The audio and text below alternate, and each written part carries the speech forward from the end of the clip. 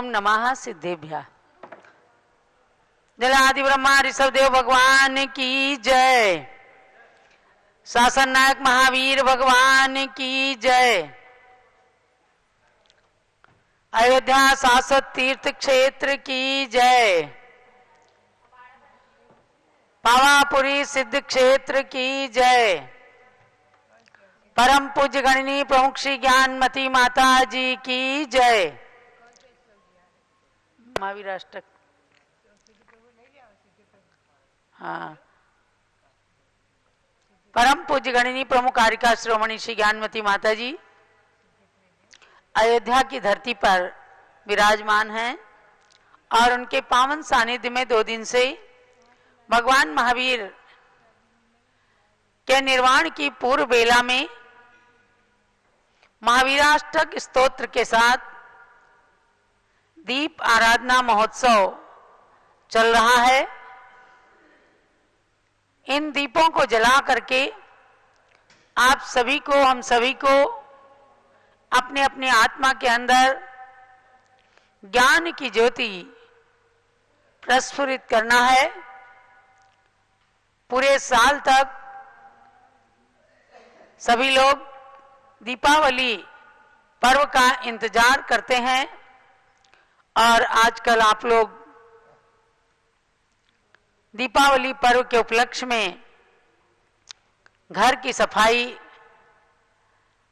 नए नए सामान बाजार से लाने का उपक्रम कर रहे होंगे। मन के अंदर भावना यही रहती है कि लक्ष्मी हमारे घर के अंदर प्रवेश करें और भगवान महावीर स्वामी की स्मृतियां हम सबके जीवन में बनी रहें। इन्हीं भावनाओं को लेकर के इस बार का दीपावली पर्व आप सबको विशेष समारोह के साथ मनाना है, विशेष खुशियों के साथ मनाना है। और चूंकि 2549 साल परिपूर्ण हो रहे हैं, 2550वां वर्ष प्रारंभ हो रहा है, इसलिए आप सब अभी से तैयारी करें और एक एक घर से कम 2550 दीपक जरूर जलना चाहिए। घर से लेकर मंदिर तक, प्रतिष्ठानों तक और पूरे बाजार के अंदर भी, पूरे नगर के अंदर दीप मालिका उत्सव सब लोग मनाएं। अखबारों में समाचार दें कि जैन धर्म के 24वें तीर्थंकर भगवान महावीर का 2550वां निर्वाण महोत्सव है, इसलिए सब लोग 2550 दीपक जला करके ये विशेष कार्यक्रम मना रहे हैं। महावीर के जीवन से भी सबको परिचित कराएं। घर घर में पंचरंगी ध्वज लगाएं, 3 लोक का प्रतीक चिन्ह बनाएं और नमोकार महामंत्र अपने घरों के आगे पेंटिंग से या उत्कीर्ण कराकर पाषाण खंड में लगाइएगा। और इसके साथ जितने लोग अधिक से अधिक संख्या में पावापुरी सिद्ध क्षेत्र जो बिहार में कुंडलपुर राजगृही के निकट है, वहां भी जाकर के जल मंदिर में भगवान का निर्वाण महोत्सव मनाएं। ध्यान रखना है 13 नवंबर को दीपावली है। जैन धर्म के अनुसार इसका कोई मुहूर्त नहीं होता। भगवान महावीर ने अमावस्या के प्रत्युष बेला में यानी प्रातःकाल, जब थोड़ा अंधेरा ही रहता है, ऐसे समय में प्रातःकाल के 5:30 बजे मोक्ष धाम को प्राप्त किया था। बस वही निर्वाण का समय होता है। उसी समय आप निर्वाण लाडू चढ़ाएं। जो लोग पावापुर नहीं जा सकें, अपने अपने नगर के मंदिरों में पावापुरी की रचना बना करके भगवान विराजमान करके और निर्वाण महोत्सव का कार्यक्रम आयोजित करें। ऐसी प्रेरणा प्रतिदिन पूज्य गण ज्ञानमती माता देती हैं कि हम इस निर्वाण महोत्सव को सार्थक रूप में मनाएं और महावीर भगवान के 2550वें निर्वाण महोत्सव और 2550वें निर्वाण संवत्सर की सबको शुभकामनाएं दें। अपने अपने रजिस्टर बही खाते में भी 2550वां वीर निर्वाण संवत मंगलकारी हो, ये लिखना भी है आपको बही पूजन के समय सभी रजिस्टर में, बही खाते में, और कंप्यूटर के अकाउंट के अंदर भी आप जो टेली सॉफ्टवेयर है उसके अंदर भी वीर निर्वाण संवत यानी कार्तिक शुक्ला एकम से जो प्रारंभ होगा उस दिन जरूर उसके अंदर लिख लें ओम ह्रीम श्री महावीराय नमः 2550वां निर्वाण महोत्सव मंगलकारी हो, और इसको लिख करके फिर अपना नया बही खाता लिखना शुरू करें। तो ऐसी स्मृतियों को लेकर के सबको निर्वाण महोत्सव मनाना है 13 नवंबर को। कुछ लोग मुहूर्त के अनुसार कहते हैं 12 नवंबर, लेकिन नहीं, आपको महावीर स्वामी के निर्वाण होने के बाद ही निर्वाण लाडू चढ़ाना और सायंकाल में दीप मालिका जलाना है। 6 बजे से आपको हम ऋषभ देव जूम चैनल के माध्यम से 13 नवंबर को सरस्वती लक्ष्मी की पूजन भी दिखाएंगे, आप सब कीजिएगा। गौतम गणधर भगवान की भी पूजा होगी, क्योंकि गौतम गणधर स्वामी ने भगवान महावीर के मोक्ष जाने के पश्चात सायंकाल में केवल ज्ञान को प्राप्त कर लिया था।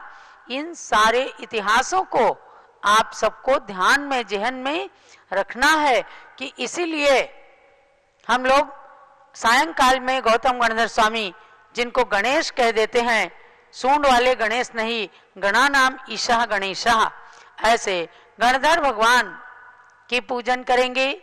सरस्वती माता की पूजा करेंगे जब उनकी दिव्य ध्वनि खिरी थी और उन्हें केवल ज्ञान प्राप्त हुआ था। इस उपलक्ष्य में केवल ज्ञान महालक्ष्मी की पूजन करेंगे। जो लोग अभी भी समय है, जो लोग सरस्वती और लक्ष्मी माता की मूर्ति मंगा करके अपने घर में लक्ष्मी और सरस्वती का प्रवास कराना चाहें तो अयोध्या या हस्तिनापुर से वो मंगा सकते हैं और अपने घरों में उन्हें विराजमान करके पूजा करें। पुनः दुकान पर या प्रतिष्ठानों में उन सरस्वती लक्ष्मी को जब आप रखेंगे तो आप देखेंगे कितना चमत्कार होता है। नए वर्ष में आपको लक्ष्मी का लाभ होगा और आपके बच्चों की बुद्धि ठीक रहे, सम्यक बुद्धि रहे, इस भावना के साथ सरस्वती माता की भी आराधना कीजिएगा। तो अब हम प्रारंभ करते हैं महावीर अष्टक स्तोत्र और एक एक दीप का प्रज्वलन करना है। जलो महावीर भगवान की जय। यदि ये चैतन्य मुकुर इव भावाश्चिदचिता समं भान्ति द्रव्य व्ययजनिल संतोन्तरहिता जग साक्षी मार्ग प्रगटन परो भानुरिवयो महावीर स्वामी नयन पथगामी भवतु मे। महावीर स्वामी नयन पथगामी भवतु नः। ओम ह्रीं विश्व शांति कराय तीर्थंकर श्री महावीर स्वामी ने नमः। दीपम निर्पामीति स्वाहा। अताम्रम यचक्षु कमलयुगलं स्पन्दरहितं जनान् कोपापायं प्रकटयति वाभ्यन्तरमपि। स्फुटां मूर्तिर्यस्य प्रशमितमयी वाति विमला महावीर स्वामी नयन पथगामी भवतु मे। महावीर स्वामी नयन पथगामी भवतु नः। ओम ह्रीं विश्व शांति कराय तीर्थंकर श्री महावीर स्वामी ने नमः। दीपम निर्पामीति स्वाहा। नमन्ना केन्द्राली मुकुटमणि बाजाल जटिलम लसत्पादाम्बोज द्वयमिह यदीयं तनुभृता भवज्वाला शान्त्यै प्रभवति जलं वा स्मृतमपि महावीर स्वामी नयनपथगामी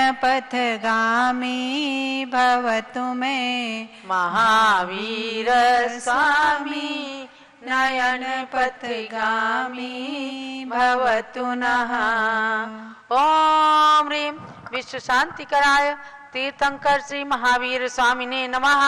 दीपम निर्पामीति स्वाहा यदर्चा भावेन प्रमुदिते मनादर दूर इह क्षणादासीत् सर्गी गुणे गणे समृद्ध सुख निधि लभन्ते सद्भक्ताः शिव सुख समाजं किमु तदा महावीर स्वामी नयनपथगामी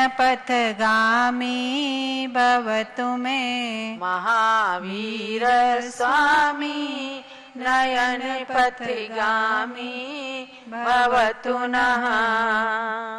ओम ह्रीं विश्व शांति कराय तीर्थंकर श्री महावीर स्वामिने नमः। दीपम निर्पामीति स्वाहा कनत्स्वर्णाभासो व्यपगत तनुर्ज्ञान निवहो विचित्रात्माप्येको नृपतिवर सिद्धार्थ तनयः अजन्मापि श्रीमान् विगत भवरागोद्भुतगतिर् महावीर स्वामी नयनपथगामी भवतु मे महावीर स्वामी नयनपथगामी भवतु नः। ओम ह्रीं विश्व शांति कराय तीर्थंकर श्री महावीर स्वामिने नमः। दीपम निर्पामीति स्वाहा यदि आवा गंगा विविध नय कल्लोल विमला बृहस् ज्ञानाम्भोभिर् जगति जनतां या स्नपयति इदानीमप्येषा बुधजनमरालै परिचिता महावीर स्वामी नयनपथगामी भवतु मे महावीर स्वामी नयनपथगामी भवतु नः। ओम ह्रीं विश्व शांति कराय तीर्थंकर श्री महावीर स्वामिने नमः। दीपम निर्वामिति स्वाहा अनिर्वारोद्रेक त्रिभुवने जयी काम सुभटः कुमारावस्थायामपि निजबलादेन विजितः स्फुरन्नित्यानन्द प्रशमपदराज्याय सजिनः महावीर स्वामी नयनपथगामी भवतु मे महावीर स्वामी नयनपथगामी भवतु नः। ओम ह्रीं विश्व शांति कराय तीर्थंकर श्री महावीर स्वामिने नमः। दीपम निर्पामीति स्वाहा मामोहातंक प्रशमन परा कस्मिक विषं निरापेक्षो बंधुर विदित महिमा मंगलकरा शरण्यः साधूनां भवभयभृतामोत्तमगुणो महावीर स्वामी नयनपथगामी भवतु मे महावीर स्वामी नयनपथगामी भवतु नः। ओम ह्रीं विश्व शांति कराय तीर्थंकर श्री महावीर स्वामिने नमः। दीपम निर्पामीति स्वाहा। महावीराष्टकं स्तोत्रम भक्त्या भागेन्दुना कृतं। या पठेत् शृणुयात् चापि सा याति परमां गतिम्। ओम ह्रीं विश्व शांतिकराय तीर्थंकर श्री महावीर स्वामिने नमः। दीपम निर्पामीति स्वाहा। इति महावीराष्टकं स्तोत्रम समाप्तम्। चलो शासन नायक महावीर भगवान की अर्घ चढ़ाइएगा।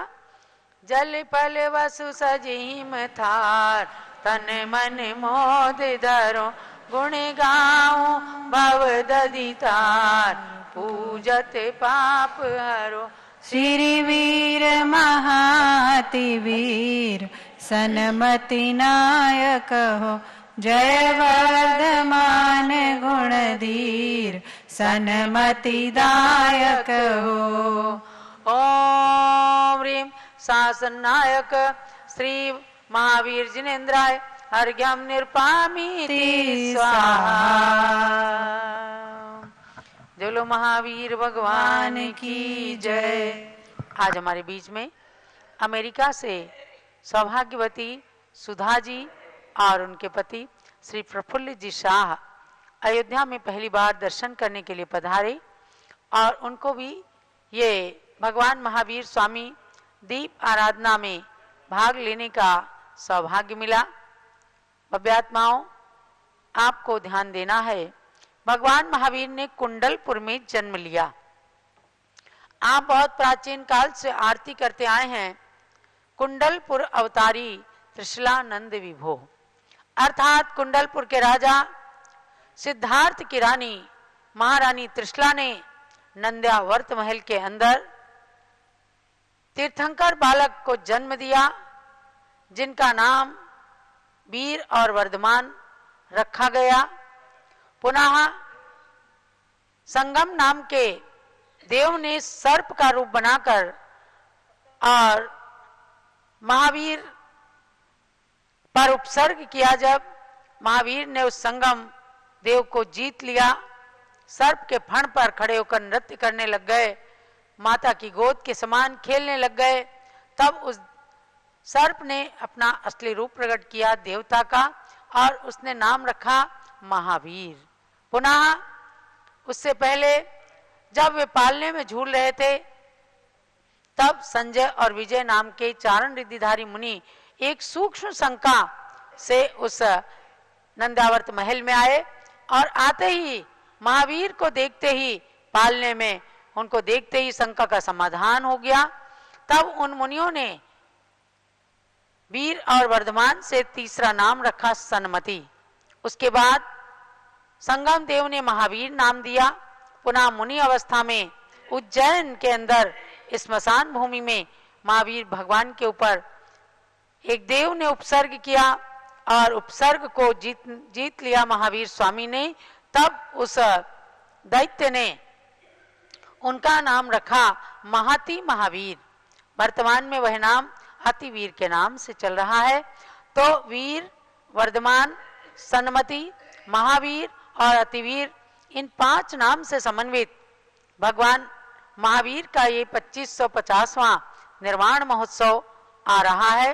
13 नवंबर को आप सबको दीप प्रज्वलन करना है। 2550 दीप एक घर के अंदर जलेंगे और आप सब खूब खुशी के साथ में उस निर्वाण महोत्सव को मना करके प्रातः काल की मंगल बेला में भगवान महावीर की पूजा करके, जल मंदिर बना करके और निर्वाण लाडू चढ़ा करके यह निर्वाण महोत्सव विशेष समारोह के साथ मनाएं। यही सबके लिए मंगल प्रेरणा है। हम अयोध्या की धरती पर बैठे हैं, यहाँ से भी भगवान महावीर का संबंध आदिनाथ भगवान के साथ रहा है। वे आदिनाथ भगवान की पौत्र के रूप में, मरीचि कुमार के रूप में रहे और फिर एक कोड़ा कोड़ी सागर वर्ष पूर्व निकल गया। वो संसार में परिभ्रमण करते रहे, क्योंकि वे पथ से भ्रमित हो गए थे। पुनः वे 24वें तीर्थंकर महावीर बने। प्रातःकाल पारस चैनल के अंदर पूज्य माता जी उनकी भावावली जो बताती हैं, कितना रोमांच होता है कि कैसे कैसे अहंकार में आकर के कैसे जीव परिभ्रमण करता है चारों गतियों में, नरक तिर्यंच आदि के दुख उठाता है, और जब बोध आ जाता है तब एक तिर्यंच भी महावीर बनने के मार्ग पर चलता है और एक दिन तीर्थंकर बनकर अहिंसा धर्म के अवतार के रूप में उनकी पूजा की जाती है।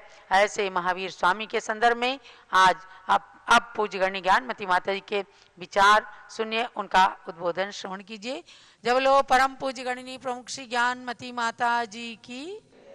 ओम नमः सिद्धेभ्यः। ओम नमः सिद्धेभ्यः। ओम नमः सिद्धेभ्यः। ओम नमः सिद्धेभ्यः। ओम नमः सिद्धेभ्यः। ओम नमः सिद्धेभ्यः। श्रीमते वर्धमानाय नमो नमित विद्युषे यज्ञानान्तर्गतं भूत्वा त्रैलोक्यं गोस्पदायते त्रैलोक्यं गोस्पदायते। बद्धात्मा सर्वज्ञ भगवान का ज्ञान, महावीर स्वामी का ज्ञान कैसा था? तो गौतम स्वामी ने एक ही काव्य में इतना रहस्य भर दिया है कि उससे चारों अनुयोगों का ज्ञान हो जाए। और उसमें जैसे कि आचार्यों ने कहा है कि गाथाएं, आचार्यों की लिखी हुई गाथाएं आदि के श्लोक आदि एक एक श्लोक एक एक गाथा अनंत अर्थ गभत्ता, अनंत अर्थ से गर्भित होते हैं। ऐसे ही इसमें अनंत अर्थ भरे हुए हैं। श्रीमते वर्धमानाय नमो नमित विद्युषे, जिन्होंने जो अंतरंग और बहिरंग लक्ष्मी से सुशोभित वर्धमान भगवान, और जिन्होंने अपने शत्रुओं को भी अपने वश में कर लिया है, नमित कर लिया है, चरणों में झुका लिया है। इसमें शत्रु दो प्रकार के होते हैं, एक अंतरंग शत्रु, एक बहिरंग शत्रु। अंतरंग शत्रु हैं क्रोध मान माया लोभ आदि कषाय, और बहिरंग शत्रु हैं किसी प्रकार से जो उपसर्ग आदि करते हैं। लेकिन दोनों को जिन्होंने अपने चरणों में नमित किया, दोनों को वशीभूत किया, ऐसे भगवान महावीर स्वामी, और जिनका ज्ञान यज ज्ञानांतर्गतम भूता त्रैलोक्यम गोस्पदायते, जिनके ज्ञान के अंतर्गत सारा तीनों लोग, एक गोस्पद यानी गाय के पैर रखने की जगह जो जरा सा छोटा सा हल्का सा गड्ढा बन जाता है उसे गोस्पद कहते हैं। उसके समान पूरा सारा विश्व, सारा तीनों लोग जो उनके ज्ञान में गोस्पद के समान, छोटे से गड्ढे के समान झलक रहा है। यानी भगवान के ज्ञान में अगर अनंत अनंत तीन लोग ऐसे समा जाएं तो भी उनका ज्ञान विशाल ही रहेगा, वो सब एक कोने में हो जाएंगे। ऐसा महान अपरिमित ज्ञान जिन्होंने प्राप्त किया, कैसे प्राप्त किया? अपने पुरुषार्थ के बल से। ऐसे वर्धमान स्वामी को यहाँ नमन किया हुआ है। श्री गौतम स्वामी ने, हम और आप विचार करें उनके जीवन के परिचय के बारे में। आज कुछ चर्चा चल जाती है वैशाली और कुंडलपुर के बारे में। मैं तो कहूँगी जो भी हो, आप भगवान के कल्याणक बनाए, उनकी क्षेत्र पूजा, द्रव्य पूजा आदि करते रहे। वैशाली के लिए तो उत्तर पुराण में आया है और सभी ग्रंथों में, दिगंबर जैन ग्रंथों में आया है कि वैशाली महाराजा चेटक की राजधानी, और महाराजा चेटक के 10 पुत्र थे, 7 पुत्रियाँ। 7 पुत्री में सबसे बड़ी पुत्री थी प्रेकारणी, जिनका नाम दूसरा त्रिशला माता, जो कुंडलपुर के राजा सिद्धार्थ की महारानी थी। आप हमेशा ध्यान में रखें, तीर्थंकर के पिता, उनका कोई अधिकार या राज्य छोटा नहीं होता है, विशाल होता है। और वो 3 लोक के नाश को जन्म देने वाले होने से इंद्र भी उनकी पूजा करते हैं और उस नगरी की 3 प्रदक्षिणा करते हैं, नगरी की 3 प्रदक्षिणा देते हैं। कभी इस नगरी की 3 बार नहीं 5-5 बार प्रदक्षिणा हुई है। हस्तिनापुर की 3-3 बार प्रदक्षिणा की है इंद्रों ने। भगवंतों के जन्म कल्याण के समय, गर्भ कल्याण के समय आ करके नगरी की प्रदक्षिणा दी है, तो भव्यात्माओं नगरी भी पूज्य बन जाती है, माता पिता भी पूज्य बन जाते हैं, और तो क्या और उनका शरीर भी पूज्य माना है।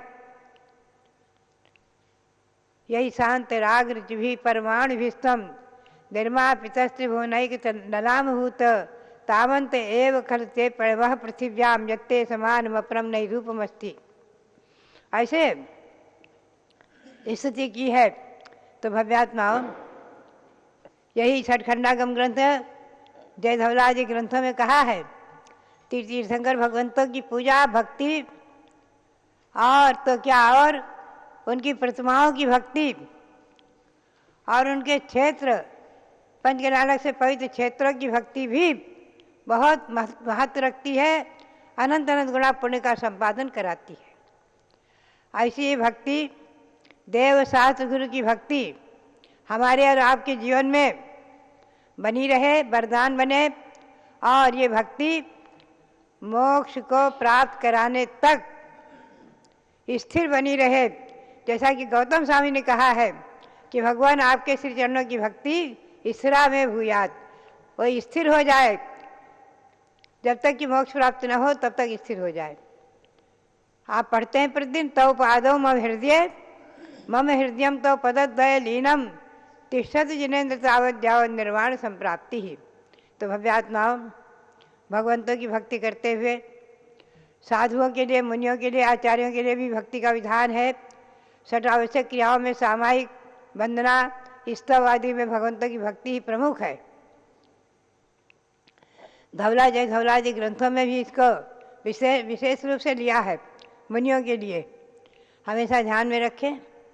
तो हम और आप भगवान ऋषभदेव से लेकर भगवान महावीर तक भक्ति करें, और अभी निर्वाण महामहोत्सव जो आ रहा है तो उसमें मुख्य रूप से भगवान महावीर की भक्ति करते हुए उनके जीवन चरित्र से अच्छी तरह से स्वयं परिचित कराएं लोगों को।